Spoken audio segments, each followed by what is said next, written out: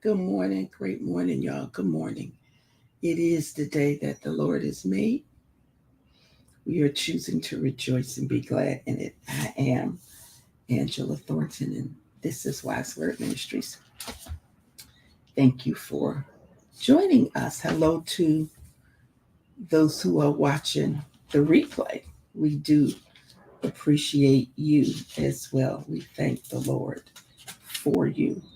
The Lord is good, and His mercy endures to all generations.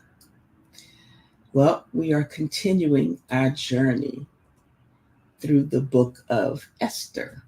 And today we are in chapters 3 and 4.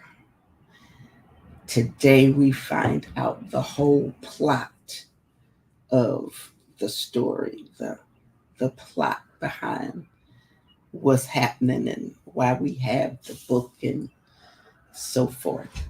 So in chapter 3, Haman hatches his plot. And in chapter 4, Esther finds out about the plot Haman hatched up, cooked up. So, after the two men were hanged, the two men who had decided that um, they were going to try to kill the king. So, it's that after them jokers were strung up on the gallows, people, cruelty has just existed throughout the world. After those two were hung up, strung up, hanged, after these events, all of the king's royal officials and noblemen and everything um, had gathered at the gate. It is also the time that the king promoted Haman,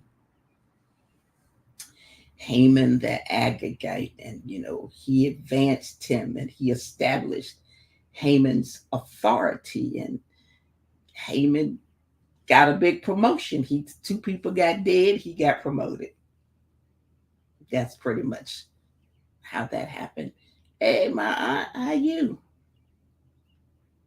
Two people got dead and Haman got promoted.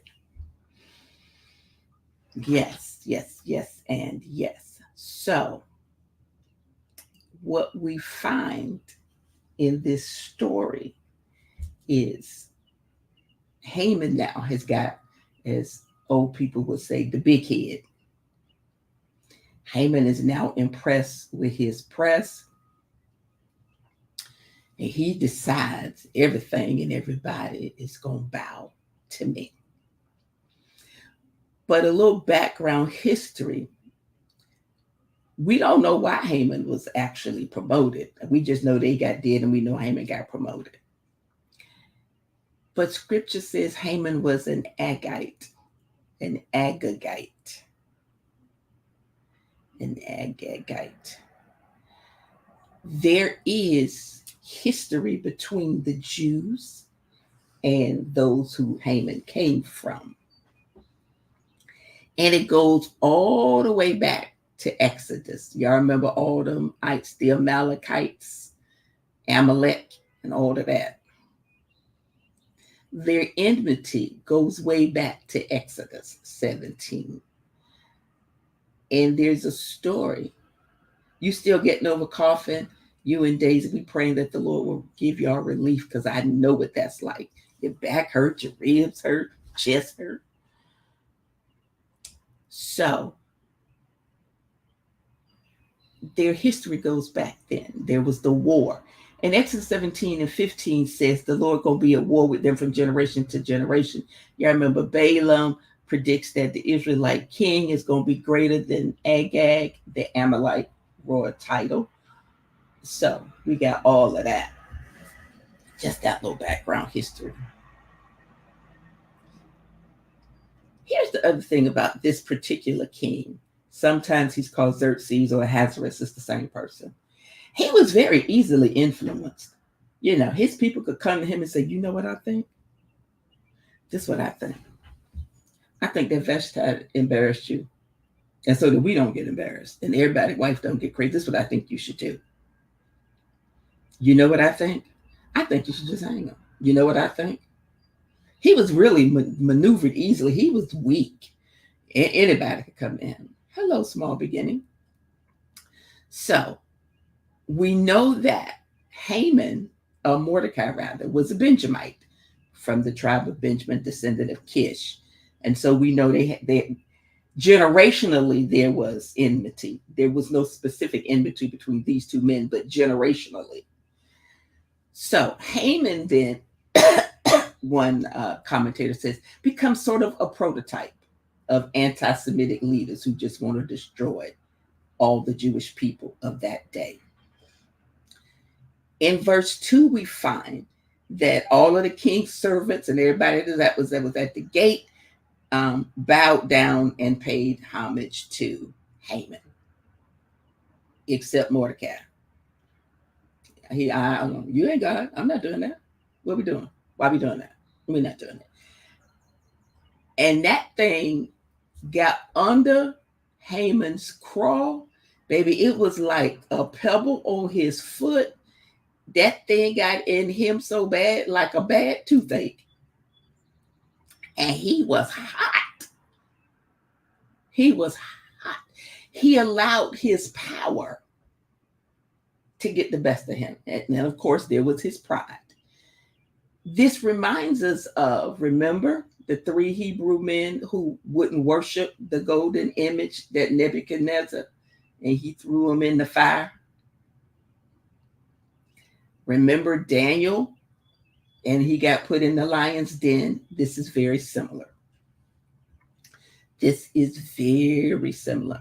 Mordecai was fire hot mad. I mean, he was fish grease hot mad. Fried chicken hot mad.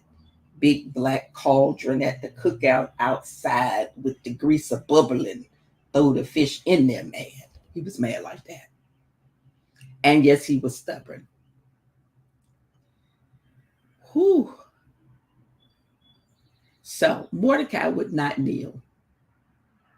And he is saying, well, basically, one of the commentaries and old Jewish historians say, no self-respecting Benjamite will show reverence to a descendant of the Amalekites. That's not what we do. Verses 3 through 6. Well, verses actually 3 through 15, but 3 through 6, Haman hatches this plot. Haman is like, who are you to disobey the king's orders? What? Well, first of all, the king ain't told everybody to bow down to him, but that's another story. He said, who are you? What you mean? And so it says, and when they had spoken daily, he would not listen to them. They told Haman to see whether Mordecai's reason would stand, for he had told them he was a Jew. Now, this went on for a little bit. He is like, listen, every day we talking, and every day you're not bowing. This is a problem. So by the time you get to verse 6, Haman looks for a way to destroy not just Mordecai. Haman said, I'm going to destroy all the Jews. How you go from Mordecai not bowing to you just going to destroy everybody, all of the Jews? Here is the crux of the book, the destruction of the Jewish people in that day. And so now the story starts to make a little sense. So Esther had been brought to this position of power for purposes we really didn't know until now. Mordecai refused to bow to another man, another human, keeping with the commandments of the Lord. Thou shalt have no other God before me. Remember? He identified himself as a Jew. That's who I am. I'm Jewish. We Jewish. I'm Jewish. And my identification is in God. Who do you identify with? If it came down to it, are you bowing or no? And in today's age, it's not necessarily so much a physical bowing as an assimilation. We just go along to get along. Do you laugh at the inappropriate jokes? Do you participate so that you don't seem not one of the gang, that you know that you want to be seen as part of? Verses 3 through 11, Haman now presents his plan. I love that scripture gives us dates and times. The 12th year, in the first month, the month of Nisan, they cast a lot in the presence of Haman to select the day, and the lot fell on the 12th month, the month of Adar. Haman just is looking for the best time to make this work, the most opportune time where he gonna get the biggest bang for his buck, if you will. But here's what's interesting about this particular verse. The 12th year, 5 years after Esther became queen. So she had been settled in. The king was used to her. Everybody now knows she's the queen. She's been there for 5 years. So, this is not like, who? What's her name? No, she's been there for a while. So she's settled into her position. She's well known. The king knows her. He trusts her. She's been there for a minute. But this was more than 100 years after Nebuchadnezzar destroyed Jerusalem. It was over 60 years after the first group returned with Zerubbabel from captivity in Babylon. And it was 16 years before Ezra would return. Mordecai and Esther were part of the Jewish families that stayed after the first return from captivity. They did not leave.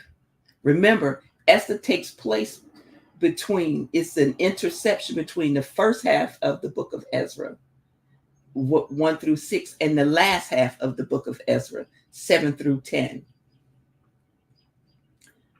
Haman used a lot, really, to select the day that was favorable. What's going to be the best day that I can destroy them? Let's just cast a lot and see. Oh, it land on this day. This is good. This is good. See, Haman thought it was important to find the lucky day to carry out his scheme. Sir, you really looking for the best day to just kill up a whole group of people? Okay. So what Haman did in verse 8, he goes to the king and he said, it's a certain people that's scattered all throughout the people. They all over the provinces, and their laws are different from those of other people. They different, king. They got different laws. Their laws are different from other people, and they don't observe your laws. So it's not in your interest to let them remain. He never says to the king, I'm ticked off because Mordecai wouldn't bow before me. What he now goes and says is, they dispersed, you know what, king? They are all over the land. I'm trying to tell you, they are multiplying like little hamsters and rabbits. They're everywhere. And they got different laws. They don't follow our laws. They don't follow your law. I don't think it's to your advantage to keep them here.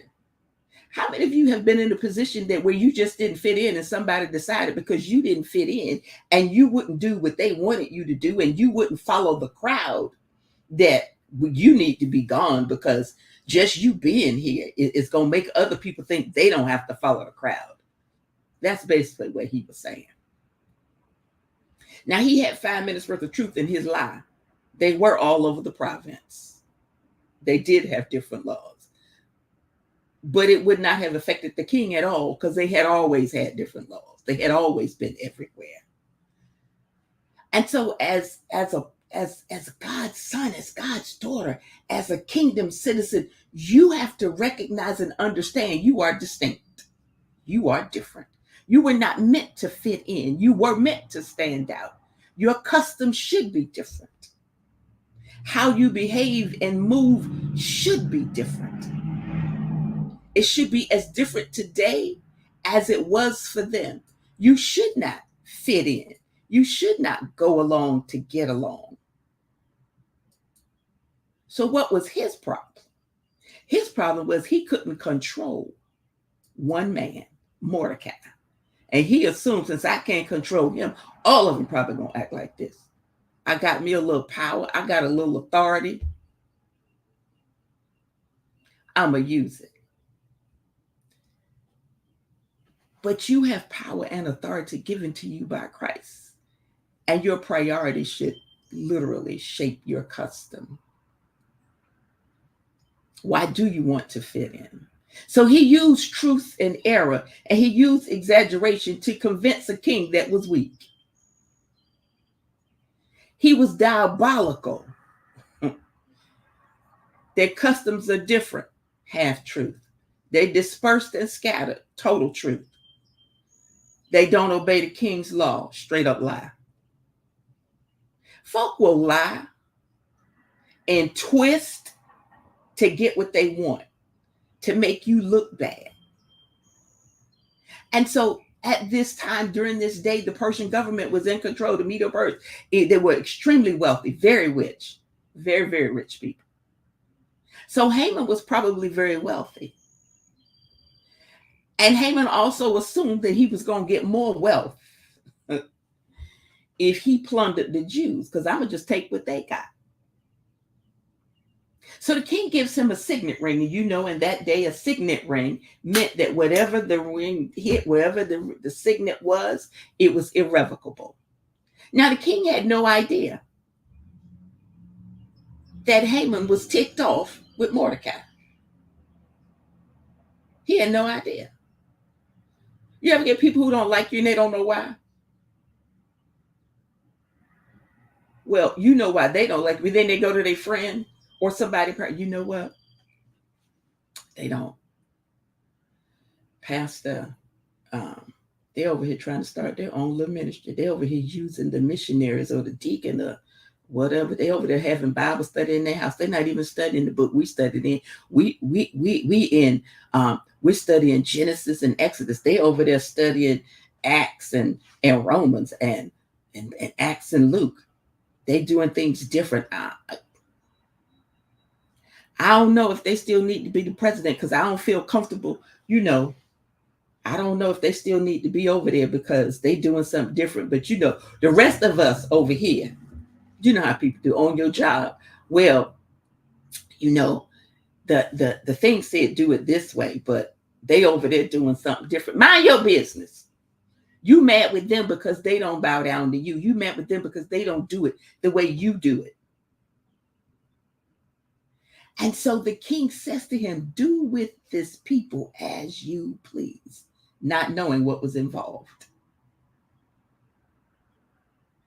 Didn't even act with a sense of human right and dignity. In verses 12 through 15, we see now that the royal secretaries are summoned and they done wrote out this whole script and all of these titles, satraps and governors and everybody was written in the name of the king and sealed with the king's ring.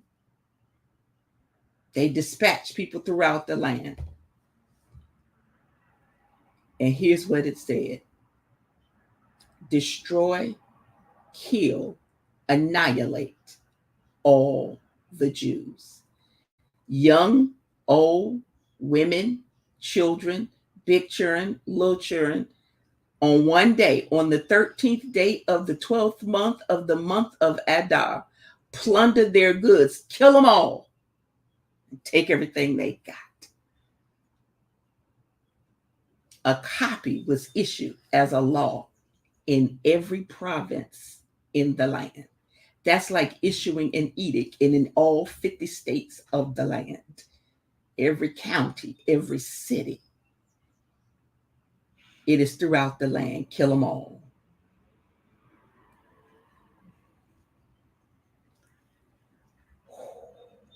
The king gets him a drink. But the city of Susa was bewildered. The king and Haman having a drink. Folk are like, wait, what? Kill them all. You see how easily the king is manipulated. And you see how the enemy just weaves in. And you see, this is yet another time in the history of Israel where people have tried to fully destroy them. From the days of Exodus, somebody has always tried to wipe them all out. But I declare for heaven, they multiply. Every time you try to kill them, they multiply. It's like they got a whole special gene, the multiplication. They just keep having babies. And here's when he wanted to do it. The 14th day was the first day of Passover, the celebration of deliverance from Egypt. He wants to wipe them out on the day that they were celebrating deliverance from 400 years of bondage. The day before celebrating freedom from Egyptian oppression, a decree has been made to destroy them. We done survived 400 years, and here you come talking about kill everybody. So in chapter 4 through about chapter 5, the first 14 verses, Esther is made aware and displays courage. Esther is made aware of what's going on. The Jews' fate, their very survival, their lives have been sealed in this edict that Haman lied and convinced the king to do. Mordecai comes to Esther. He's sitting in sackcloth and ashes. He done ripped his clothes and he go out the city. He is wailing. He is screaming and crying. Scripture says he went as far as the king's gate because no one in sackcloth was allowed to enter it. In every province to which the edict and the order came, the folks was mourning and they were fasting and they were weeping and they were wailing and they were in sackcloth and ashes because they don't know why an edict has been issued to destroy all of the Jews. They have no idea this is based on one man's pride, one man's ego. Mordecai is in intense grief. And his grief is the grief of the whole of the Jews. They all are grieving. They all are mourning. They all are wailing. They all are fasting. So Mordecai goes to the queen. And by the way, when we see sackcloth and ashes, that is a sign of extreme grief. Extreme grief, not just, they're going to get, no, extreme grief. Extreme grief. He done tore his clothes and he done put ashes on.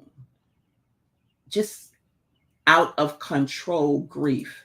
But I imagine if somebody had issued an edict to wipe out everyone who looks like you.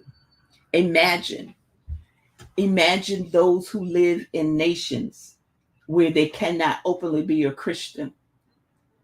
Imagine in places like North Korea, where an edict is, if you find anyone who is a Christian, you kill them and everybody. But that still happens today.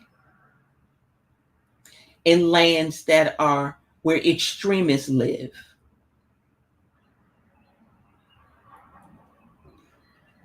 So he goes to Queen Esther.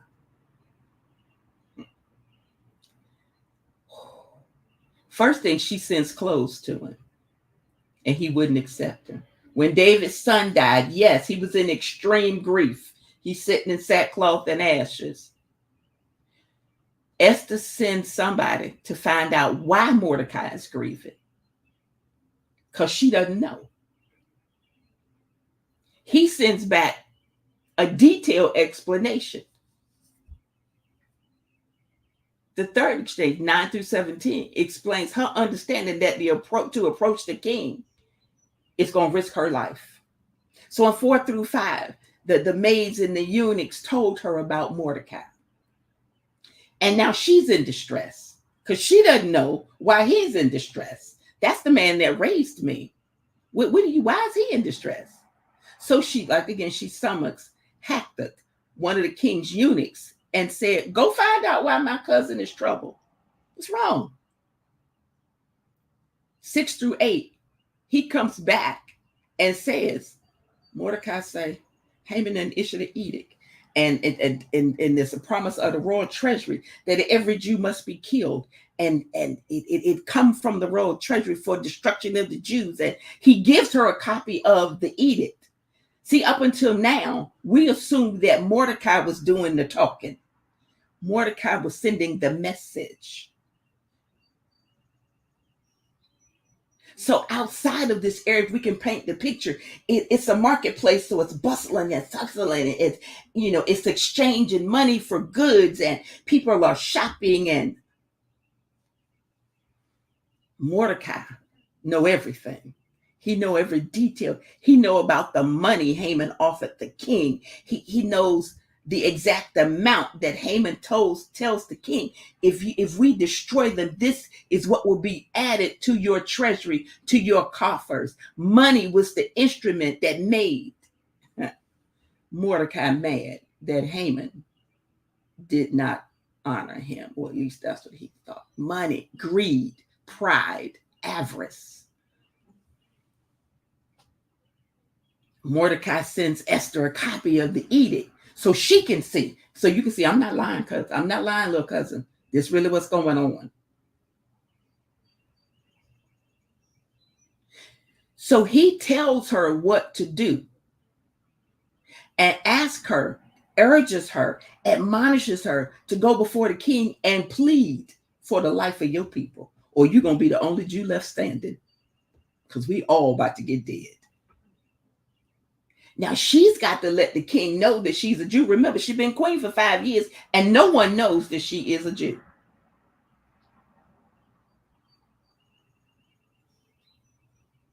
So in verses 9-11, any man or woman who approaches the king, any man or woman who approaches the king, he comes back, and Esther speaks to him and ordered him to reply to Mordecai, and that all the servants and the people know for any man or woman to come to the king, to the inner court, who is not summoned, he has but one law, be put to death. Even the king's wife, the queen, could not come in his inner court unless he called for her. It is the epitome of, don't come for me lest I send for you. He hadn't sent for her. And she knew that. And she had to wait 30 days. And she understood that kind of request for an audience wasn't feasible. Most likely, it says she didn't even ask for permission. Verses 12-14, all the king's servants, she said, and then they related Esther's words back to Mordecai. And Mordecai told him to go back and tell Esther, listen, chick, do not imagine that you in the king's palace can escape any more than all the Jews. Don't you get so comfortable where you are in this queen position. Don't you think that they're not going to find out that you too are a Jew. And don't you think that you're going to fare any better than we have fared. If you don't get yourself in there and talk to this man so that we don't get dead, and you too. Never be in a position where you're in a position of power that all of a sudden you forget how you got there. You forget that it was the favor of the Lord. It was the blessing of the Lord. It was the mercy of the Lord. It was the grace of God that not only got you there, but keeps you there. Do not get so, y'all got to figure that out. No. Don't do that. Esther understood. He says, if you remain silent at this time, relief and deliverance will arise for the Jews from another place, and you and your father's house will perish. And who knows whether you have not attained royalty for such a time as this. Esther never said for such a time as this. Y'all know we run around saying that. He said it. He said, listen, of this I'm certain. It reminds me of the 3 Hebrew boys who said, our God can deliver us. And even if he chooses not to, we still not bowing to you. It reminds me of Daniel in the lion's den. He said, oh, my God got me. And this is what Mordecai is saying to Esther. Listen, if you don't go before the king, don't worry. Deliverance is going to come from somewhere else.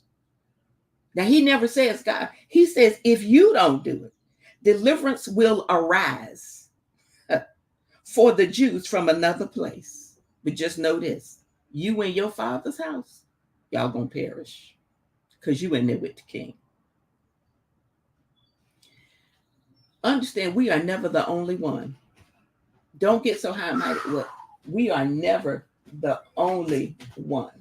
We are never the only one that God can use. We are never the only one that he will put in a position and a place of authority and a place of power. You are never the only one. You are never the only one with the prophetic word. You are never the only one who can teach, pray, sing, and all the other things we do. God always has somebody else. If you get too high and mighty,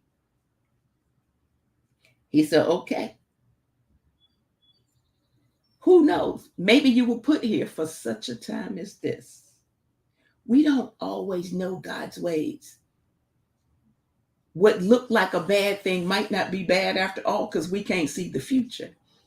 And God needs you there. And he will use you. So in 15 through 17, she risks her life. So now she sends a message back to Mordecai. And she says to him, get all the Jews, everybody that's in Susa, and I want you all to fast for me. Don't eat, don't drink for 3 days, because this is a fast for me. My maids and I will fast as y'all are fasting for me. My maids and I will fast. Now we fasted that the Lord is going to give me a strategy or something. And when it's done, I'm going to go to the king. I know it's against the law. And if I perish, I perish. So now Mordecai says, bet. He went back. He carried out all her instructions for 3 days and 3 nights. Nobody had water. Nobody had food.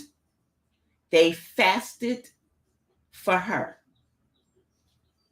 She said fast. Now we say fast and pray. Good morning, Charlene. She didn't say pray. She said fast. Go gather all the Jews in Susa and fast for me. Don't eat nothing. Don't drink nothing, day or night. They'd already been wailing and they'd already been crying. They'd already been praying.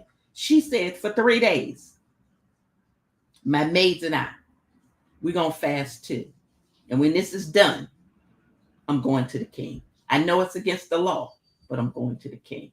Because we're going to all be on one accord. We are all fasting for the same thing. And while we never see the word Lord, God mentioned, Father, none of that, we understand what it was. She identified with her people, and now she needed their spiritual support. I'm going to need some backup. That's right. No maple bacon, no grits, no eggs, no biscuits, no juice, no drink, no tea, no coffee, nothing. You be all right for 3 days. Fast for me. I know there's the implication of prayer and fasting. She said, fast for me. Here it shows she genuinely had a faith in God, because why else are we fasting? But her request, and she understood that there was power, because he said, if you don't do it, deliverance going to rise from somewhere else. So she know that, okay, then I'm going to do this. She didn't take 4 days. Oh, Lord, what should I do? She didn't do any of that immediately. She showed that she did need their support. And she recognized that they needed an intervention from God, someone who was higher than they, more powerful than they. Even she and her maids would fast, and her maids were not Jews. This meant that she had to share her faith with them. She was the only Jew in the house. So they fasted.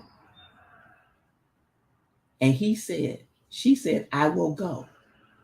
Right there is where she said, I am willing to put my life on the line to save my people.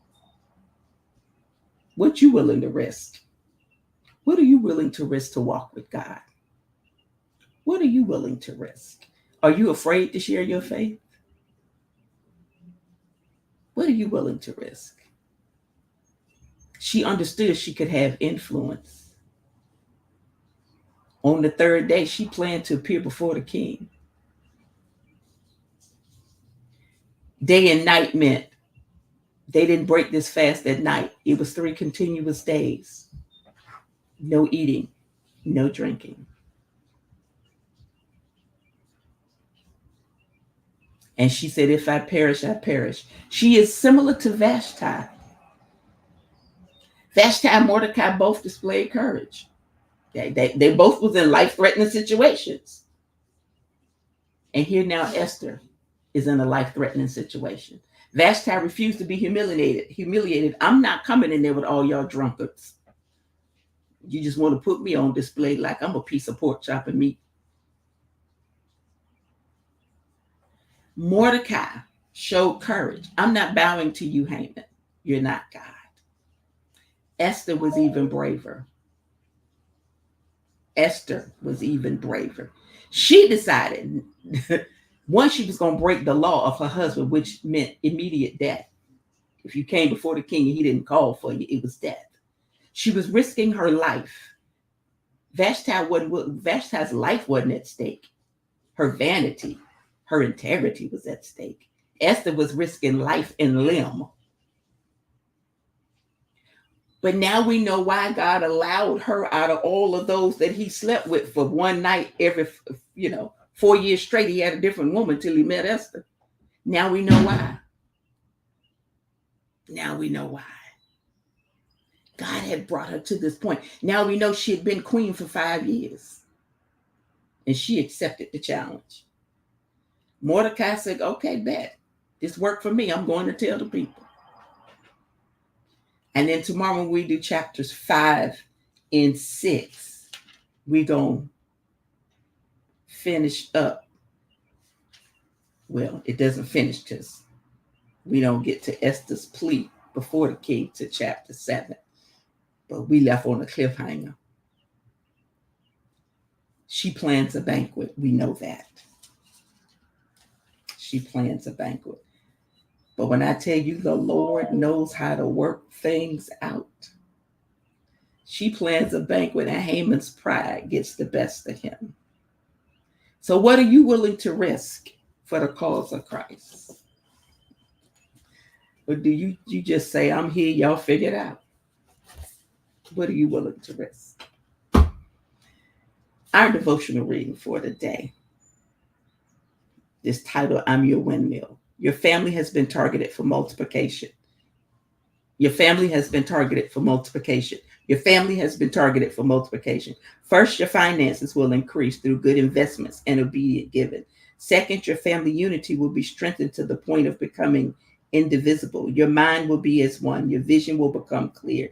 Your future will be established as you multiply and begin to see increase in your bank account. No rust, no thieves, no squandering. I'm locking up your fortune and keeping it safe for you. The true riches of love, grace, and health will start knocking on your door. I am your windmill. I am forcing life to flow from me to you. While others may live with aching hearts, you'll have continual increase in peace. They drink sour milk, but you drink honey from the rock. Remember, even thunderstorms help crops.